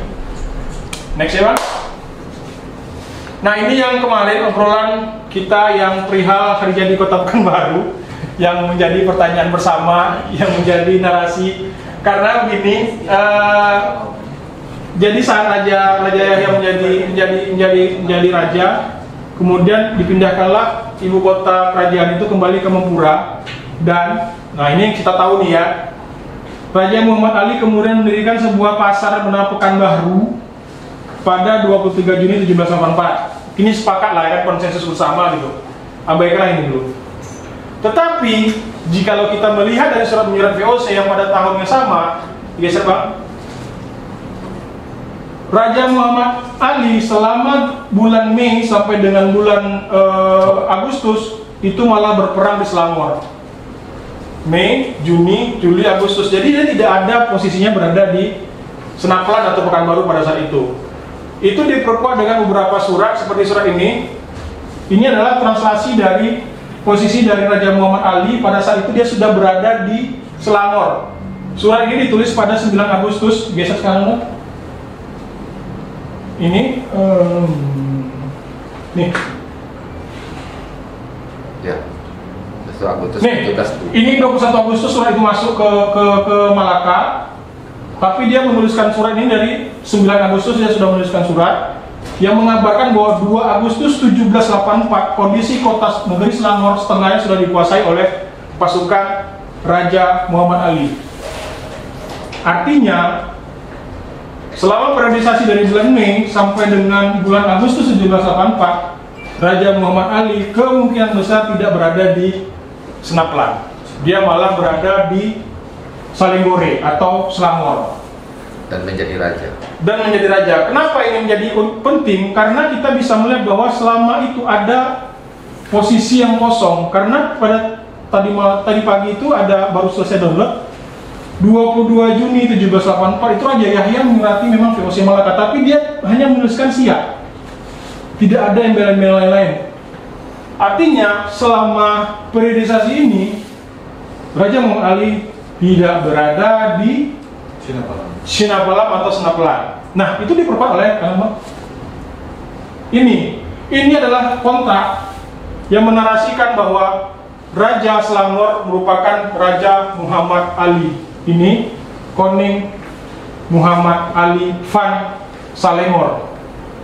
Kontrak inilah yang menarasikan bahwa Raja Muhammad Ali pernah menjadi raja di Selangor meskipun hanya 1 tahun.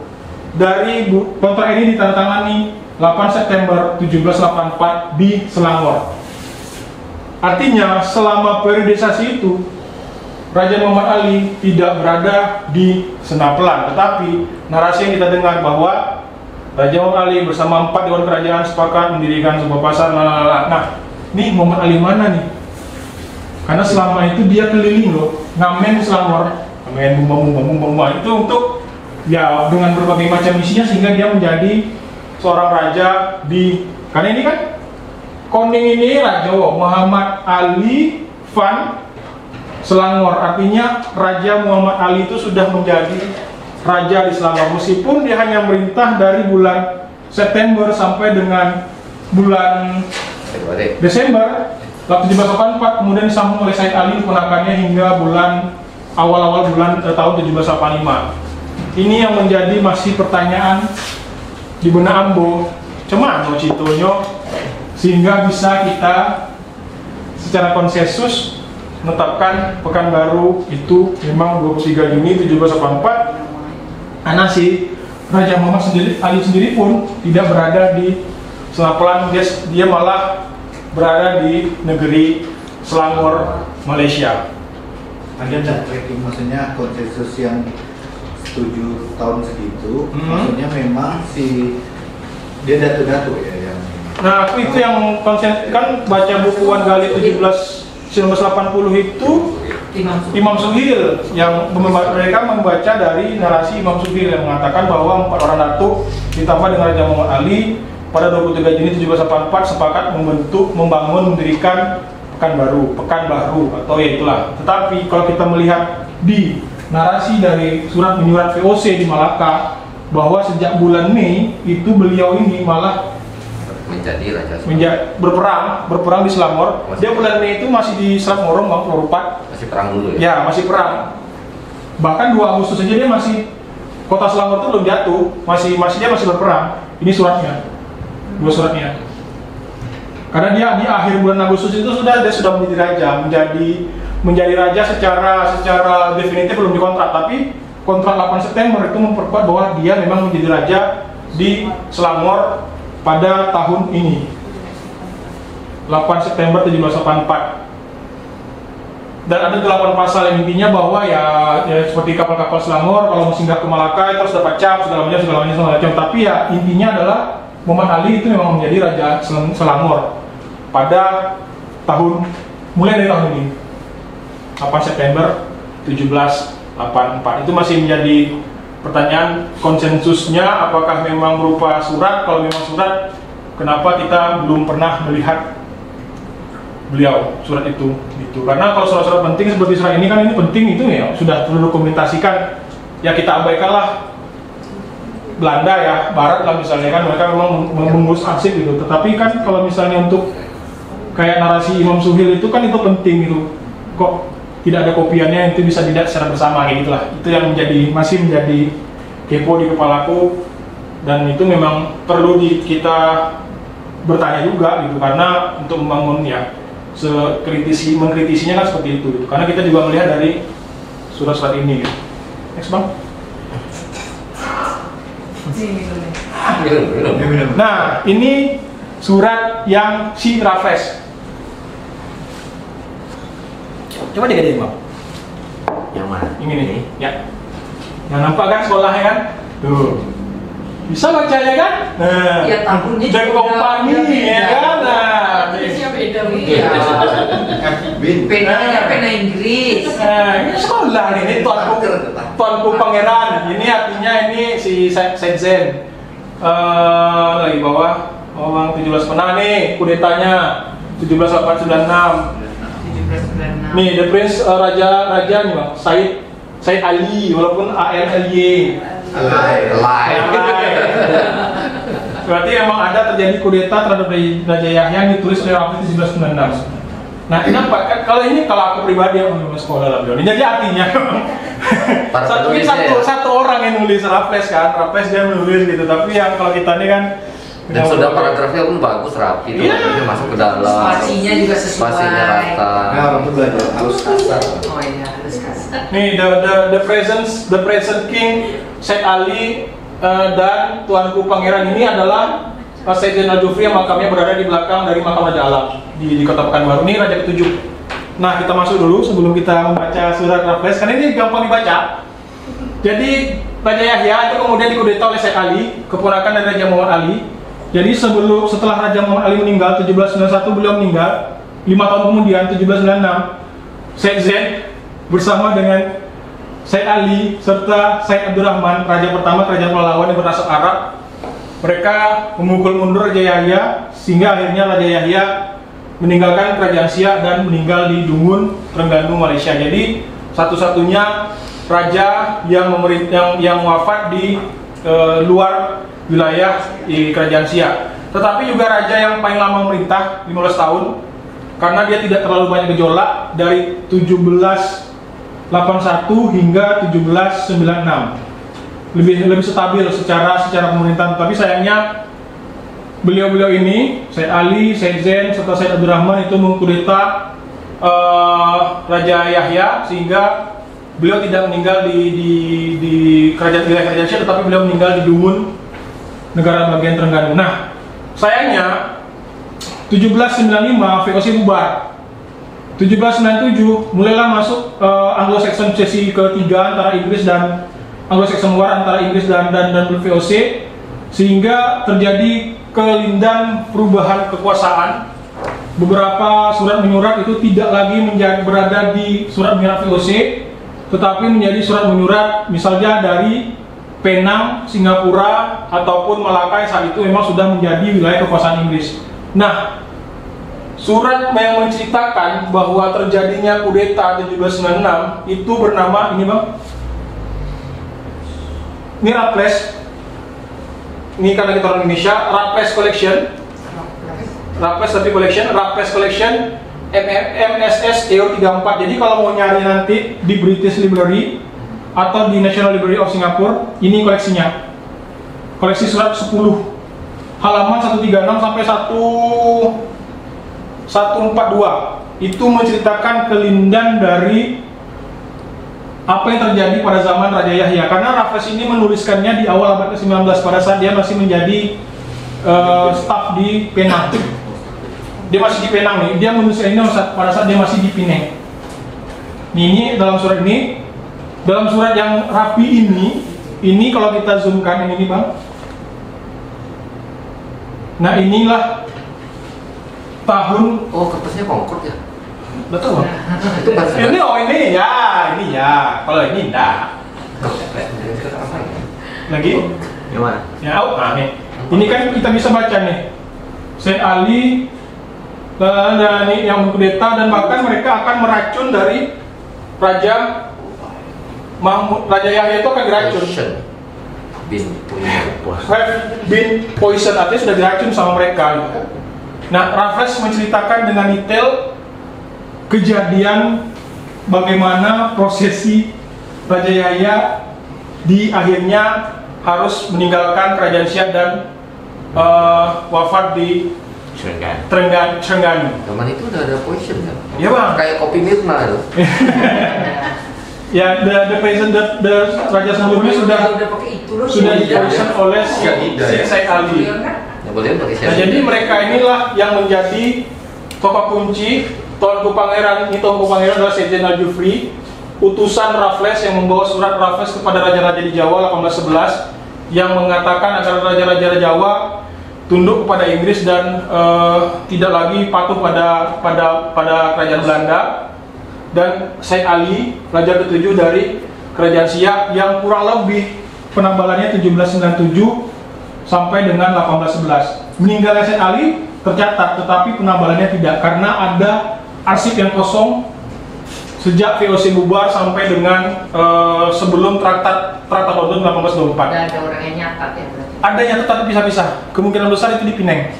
Karena Penang itu 1787 sampai dengan 17, 18, 19 itu yang masih bisa dilacak di sana arsip-arsipnya, karena Singapura itu kan 18, 19 mulai aktif Singapura. Tapi kalau Penang 1787 sampai dengan 18, 19 itu masih bisa dilihat, dan Raffles itu juga menjadi pemimpin pada saat itu, menjadi orang penting pada saat itu di Penang, sehingga surat menyurat dari dia bisa, surat menyurat yang bisa diakses diantaranya adalah ini. Digeser Bang kanannya Bang. Nah ini juga memperlihatkan bahwa Tuanku Pangeran atau Said Zainal Al-Jufri itu merupakan termasuk tokoh penting dalam proses kudeta Raja Said Ali. Bahwa si Tuanku Pangeran atau Raja ini tidak menjadi bagian dari orang-orang penting di kerajaan Siak, tetapi memiliki peranan penting karena dia termasuk tokoh yang ikut mengkudeta dan memberikan peranan dalam kudeta Raja Said Ali kepada Raja Yahya. Nah itu dinarasikan dalam surat setebal sekitar jumlah 6 lembar ini gitu. Raffles pakai kata raja. Ya, Raffles saja. Nah itu susah. Raja Sultan ini agak susah karena interpretasi dari masing-masing pembesar dan penulis pada saat itu. Ada yang nulis Sultan, ada yang Raja. Ini Raja nih. Raja Said Ali. Said Ali itu kan keponakannya Raja Muhammad Ali. Ya. Terus Said Zain ini apanya? Sepupunya atau Sepupu Said Ali. anaknya Muhammad Ali? Enggak. Anak siapa? Enggak, anaknya bapaknya itu enggak, bapaknya itu Al-Jufri, mamanya tuh namanya Tengku Tengah. Tengku Tengah tuh anaknya Raja Alam. Oh, adik-beradik Muhammad Ali juga ya? Ya. Oh. Ya. Berarti raja-raja tadi itu meninggalnya karena diracun atau karena dia diracun? Karena diracun dia mulai lemah, akhirnya dia Tapi dia udah kabur. ke Pelalawan dulu, di Pelalawan diserbu. Nah, perang di Pelalawan itu dia inilah yang menjadi juru utama perang Pelalawan. Waktu itu menyebabkan 250 orang tentara dari dia meninggal, tapi Raja Yahya bisa kalah dan dia berangkat lagi ke Deklingga. Deklingga dia nyebrang lagi ke Terengganu, dan Terengganu lah dia meninggal. Yang ke Kalimata? Kalimata itu Raja Ismail. Said Ali. Periodisasi setelah ini, setelah dia memerintah. Oh, Said Ali. Ya. Kan ada keturunan yang Maya Rakil. Itu anak dari Raja Yahya. Iya. Dia larinya ke Bangka Belitung. Oh, ke arah Bangka Belitung. Ke Bangka Belitung dulu dia. dia. Balik ke tempat kakeknya berarti analoginya ya. Ya. Kan Kelindan kan? Oh bukan. Iya tempat kakeknya lah. Ya. Kakeknya kan Raja Terengganu. Ya. Ya. Raja Yahya itu menjadi tempat Terengganu menjadi tempat meninggalnya dari Raja Yahya. Nah, Raja Said Ali inilah yang memindahkan ibu kota kerajaan dari Mempura ke Kota Tinggi sekarang, tempat di mana kuburan dari Raja Siak berada sekarang.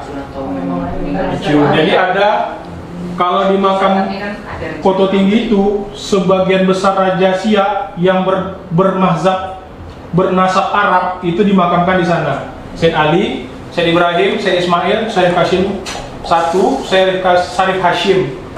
Kalau Syarif Hashim 2 berada di samping Masjid Syahrudin.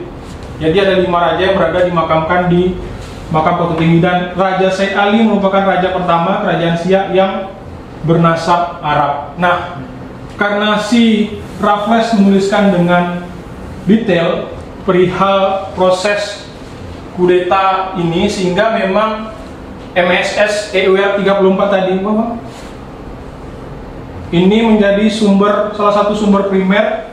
Ada satu lagi namanya itu laporan John Anderson, yang dia langsung ketemu dengan Said Zain Al-Jufri dan dia mewawancara Said Zain Al-Jufri tahun 1823. Said Zain juga menyatakan hal yang sama dengan apa yang dituliskan oleh Raffles sekitar awal-awal abad ke-19. Nah, ini bisa diakses di National Library of Singapore.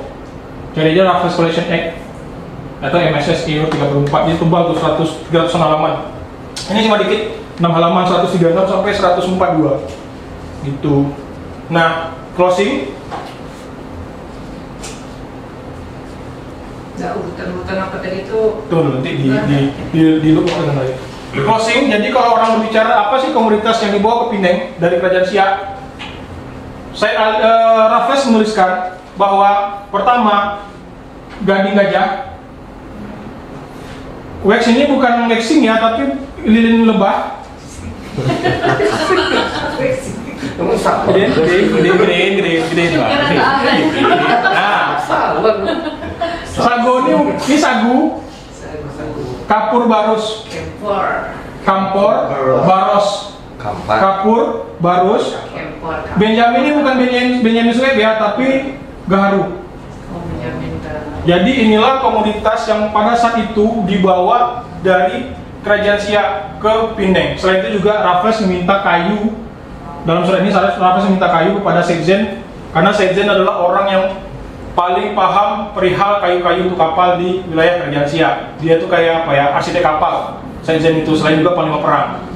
Nah, selain dari kayu permintaan dari Raffles, inilah komoditas pada saat itu yang dibawa dari Kerajaan Siak menuju ke Pineng.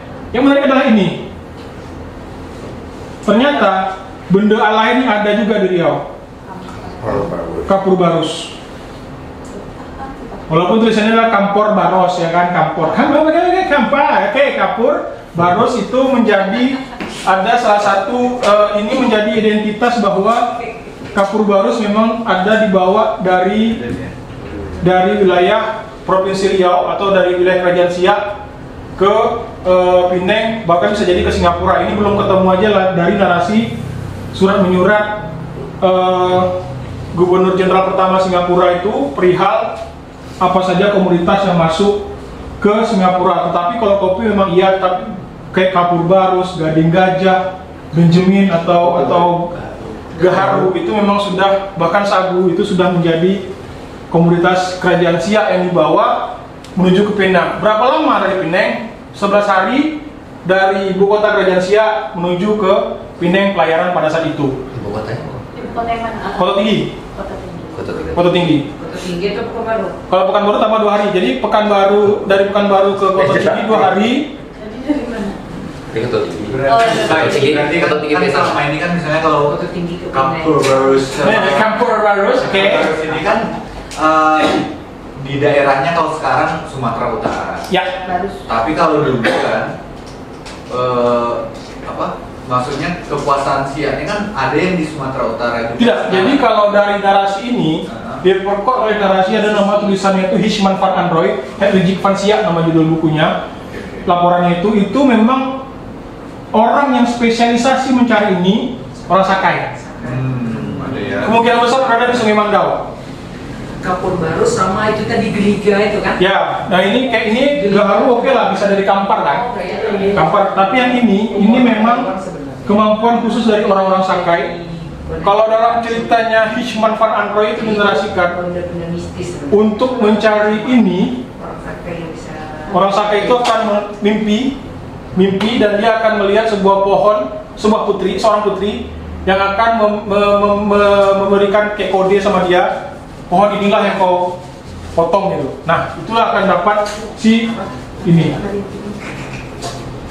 Jadi si Hishman van Androy itu menuliskan dengan cukup detail prosesi apa sih ini menjadi komoditas pada saat itu yang dibawa sampai dengan ke Pineng. Kayak ini aja, ini kan sebetulnya kalau kita bicara lilin lebah, artinya madu sialang kan? Ya kan Bang? Sialang. Inilah pohon sialang dan madunya, karena ini berasal dari lilin lebah. Kalau ini sagu ya, tahu lah kita sagu berarti emang sejak dahulu kita juga membawa sagu itu bahkan sampai ke Pineng. Cirebon sekarang kan, kalau dulu Pineng sampai Pineng gitu, artinya memang secara perdagangan kita juga termasuk wilayah yang membawa hasil hutan itu sampai dengan ke Pineng. Jadi kan ada tiga wilayah yang pelabuhan bebas pajak waktu itu, Malaka, kemudian Pineng, dan dilanjutkan ke Singapura. Malaka kan 1641, Pineng 1787, Singapura 1819. Tapi yang dari ini adalah jejak komunitas yang masuk ke Pineng dari Kerajaan Siak pada awal abad ke-19. Berarti England ya kayaknya. England, AIC, East India Company. Bukan Verenigde Oost-Indisch Company, bukan VOC. Ini adalah ke AIC di Pineng. Beda perusahaan. Beda PT, beda vendor. Ini vendornya vendor baru. Ini vendor baru. Berarti status VOC itu setelah bubar itu bubarnya di Indonesia aja atau di seluruh dunia? Seluruh dunia. Bangkrut, Pak. Bangkrut total. Jadi kayak yang di Malaka itu diperintah oleh orang Inggris dan mereka mengalihkan semua perdagangannya ke Pulau Pinang.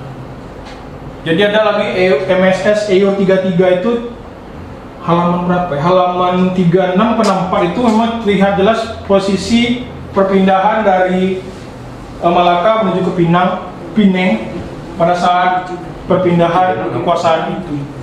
Berarti Portugis jauh sebelum itu. 1511. Ya, 1511. Ini jauh, ini Portugis 1511. VOC 1641. VOC bubar kan 1795. Dilanjutkan ini awal 19. Pinang itu 1787. Ini ada mengimport salt. Nih, garam, besi, Ada ya? iron. Biji besi ya?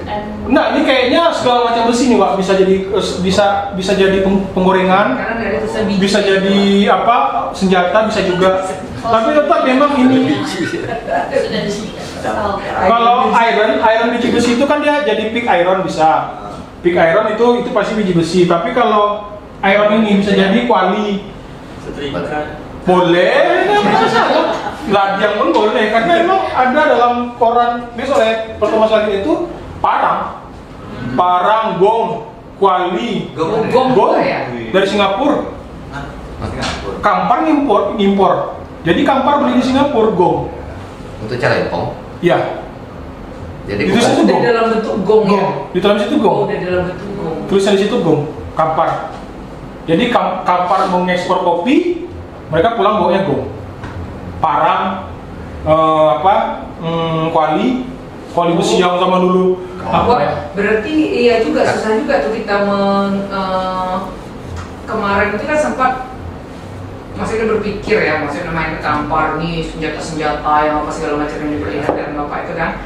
Terus kita sempat pikir ada memang keahlian yang hilang dari kampar, bisa jadi pandai besi atau apa. Tapi kalau nengokin lagi bisa jadi beberapa barang tuh memang impor malah. Ya, impor. Makanya bisa jadi kayak senjatanya itu udah motifnya udah motif naga, udah motif pegangannya tuh udah aneh-aneh, udah beda-beda gitu kan. Bisa jadi.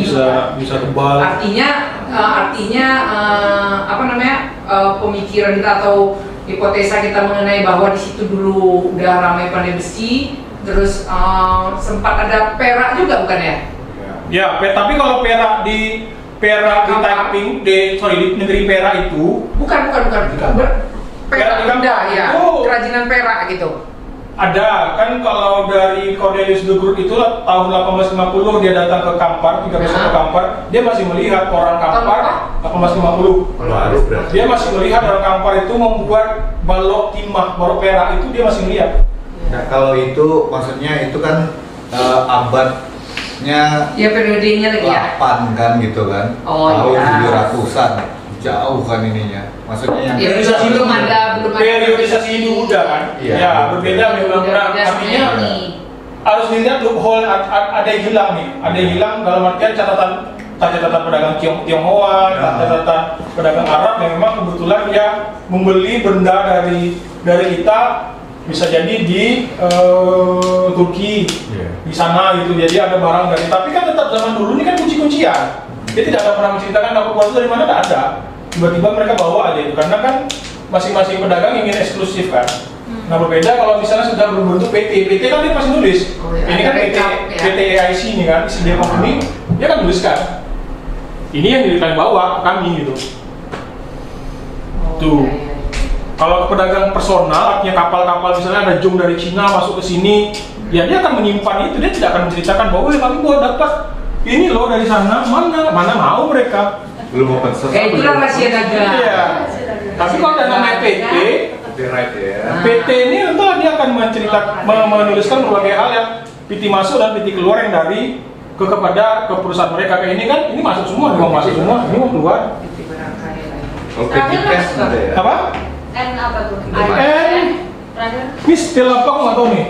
Ini steel. Still believe. Ini nggak tahu nih apa. Terus giant di kan soal terakhir dan Ini Giant. Hinjayan demand dalam permintaan yang banyak. Lah. Ini still. Oh, still. Tidak tahu. Still loving nih, nggak loving you. Boleh.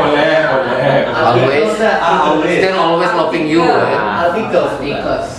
Artikel. Oh iya. Ya, artikel. Jumlah selalu dengan jumlah Artikel besar. apa itu? Jumlah. Oh iya. Always apa? Dengan jumlah besar. Lebih. Hinjayan selalu dengan. Jadi Artikel tuh ya. benda-benda ini, 3 benda ini selalu dengan jumlah yang Still besar. kan habis tuh stillnya, titik artikel, hinjayan And great demand. Iya. Jadi memang jumlah besar yang diminta ke mereka. Gitu. Ini nih kuncinya di sini sebenarnya. Tapi Slip. itu rapesnya bagus loh dia. Dia yang ya walaupun dia mencuri. Tapi kan ini apa nih? Ini ya, kalau aku melihat kalau aku kepoin di sini, berarti ini kan 1808, 1807, 1808. Hisman van Andro itu nulisnya 1889, itu masih ada ini. Campur barus. Oh sebelum oh iya. Arti dalam rentang waktu 1810 lah, enggak 1810 ya sampai dengan 1889, 79 tahun itu benda alahnya masih ada. Kemudian masuklah karet. Gila. Perkebunan. 18 Baru mulai perkebunan. Oh, tapi itu POC nggak ada, cuma Inggris. Di Inggris tapi Inggris Belanda kan ada juga. pemerintah Hindia Belanda yang mencatatkan. Iya. Disamakan ya, Betul. Itu kan artinya ini tidak ada perubahan komoditas, Wak. Iya. Dalam waktu 79 tahun, artinya benda alahnya masih bisa didapatkan kan? Begitu masuk karet. Assalamualaikum. Masuk sawit dah, ada lagi dah. Ada lagi. Karet tahun berapa? 1920. Sebelumnya kopi. Sebelumnya kopi, ya betul kopi. Kopi. Ini artinya kalau ini oke lah ya, sejak dulu masih bertahan. Ini masih dulu, ini masih bertahan. Masalah perut, masalah Ya, ini masalah logistik nih. Kalau ini madu ya sekarang udah mulai kembang kempis lah ya. Tetapi kalau ini sama ini gaharu mungkin masih ada lah. Tapi ini, Sekarang masih ada loh. Kemarin udah baca itu untuk punya kebun itu dia. apalagi ini, Aku udah tanya tahu kasih tahu. nah mungkin kan? apa kebun dia. Mengaruh di ini di apa setelah Palas itu setelah Simpang Bingung Pasir Salah. masuk kanan apa itu ada berapa 1 hektar 2 hektar gitu. Oke, pertemuan dulu. Masih mau Mereka ngasih informasi kok. Ya, pertanyaan dulu lah. Ya, oke pertanyaan. Tapi ini udah jam sebelum 1.47 kalau mau tanya-tanya mungkin Ya, bisa di luar lah ya. 22. Enggak apa-apa. Berarti kalau England maksudnya si England sama Belanda ini kan dia kerja sama. Ini gini Wak, ini gini ya. Aku tuliskan lah ya, biar tak bingung. Ya. Bingung ya. Ini melebihi Raffles. Ya, ini kan kalau AIC itu kan berkuasa itu dari awal 1800 plus minus 1800 sampai dengan 1824. Ini kan Traktat London nih. Traktat London. Apa isinya? Kan pemisahan nih. Pemisahan apa? Singapura dan sekitarnya itu dikuasai oleh si Inggris. England. Oke. Bengkulu dan sekitarnya itu diambil oleh si Hindia Belanda. Bengkulu. Nah kan? Jadi itu Raffles kan? Ya betul lah. Kira-kira gitu. Nah, semenjak itu setelah 1824 sampai dengan 1945 kita relatif itu ya Hindia Belanda. Pemerintah Hindia Belanda.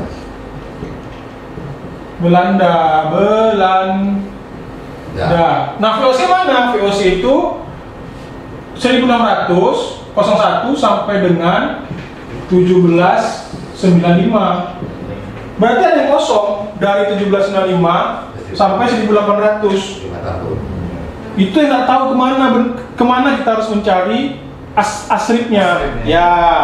Tetapi kalau yang ini periodisasinya bisa lihat ke Penang atau Singapura. Biasanya ada. Asal sabar ya ini, pasti ada. Nggak ada di Indonesia, masih kan. Ada kayaknya di Andri bang, tapi abang tahu lah kami mencari Andri kan ya gitulah ya kan. Nah, tapi ya ada, pasti ada. Kami nunggu summarize-nya aja. Ya, ada. Jadi mencarinya di sini. Nah, ini Hindia Belanda. Artinya yang tadi yang di Siman van Andro itu 1889 itu masih ada kapur barus itu. Zamannya siapa? Hindia Belanda. Jadi lama juga berapa ya kan Wak, maksud Wak deh gitu kan, karena dari zaman Singamangaraja. Ya, dan ternyata di Pantai Timur itu memang masih ada juga. Ya, maksudnya si Hindia Belanda ini kan dia ya di tahun-tahun segitu kan nggak semuanya langsung tercover kan. Betul. Ya, pas tahun-tahun segitu kan beberapa bagian dari Sumatera kan yang bisa dicaplok sama Inggris sama Hindia Belanda. Ya. Bagian-bagian yang mereka kan mencari Aceh sampai kalau misalnya kan barat melihat historiografi ya, melihat historiografi kayak bagian dalam Sumatera itu 1905 tuh pukul rata habis semua tuh.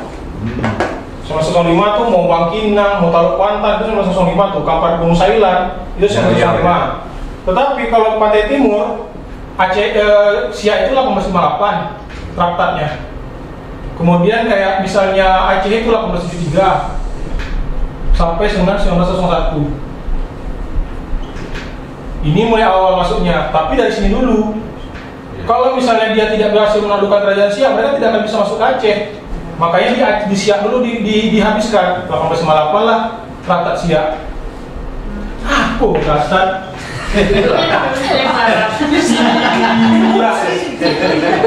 Lolos jadi juru tulis. Inilah yang traktat Siak ini yang menjadi alasan kenapa mereka harus menguasai Siak dulu sebelum mereka bisa masuk ke kerajaan Aceh. Tuh. Jadi kayak ceritanya si Singamangaraja berapa 1800-an ya? Ya, 1907. Nah, berarti memang pukul rata setelah itu. Kedalaman pasti sekitar tahun segini. Kalau lah ini juru tulisnya Rivals nih, Pak. Untung dia ini udah mengetik Bang, bukan menulis, maka bisa kita baca. Berarti kalau Pantai Barat tuh dia kan Pantai Barat lebih dulu, karena kan Salido. Ada Salido, ada Pariaman, ada Pasaman, itu kan emas. Kurang lebihnya kan 1600. Kasih batas. 1630-an. Iku itu juga ya. Iku, Salido. Itulah dulu. Nah, dulunya si Bolga sampai Barus kan. Iku itu dia lemparnya langsung ke Goa. Goa apa? Pantai Barat. Barat. Nah, kemudian 1641 kan jatuh Malaka ke VOC. Mulailah barang-barang ini masuk ke Malaka. Lihat mana? Sungai Siak. Siak. Indragiri. Kenapa Rokan nggak ada sama Kampar? Bono. Mana tolong orang tuh? Bono betina di Rokan, Bono jantan di. Terbalik lah kapalnya. Ya. Makanya pos VOC itu di Indragiri ini 1660 sampai dengan 1679. Tuh. Kalau bicara timeline ya, kalau Siak 1674 mulainya. 1674. Tuh. Itu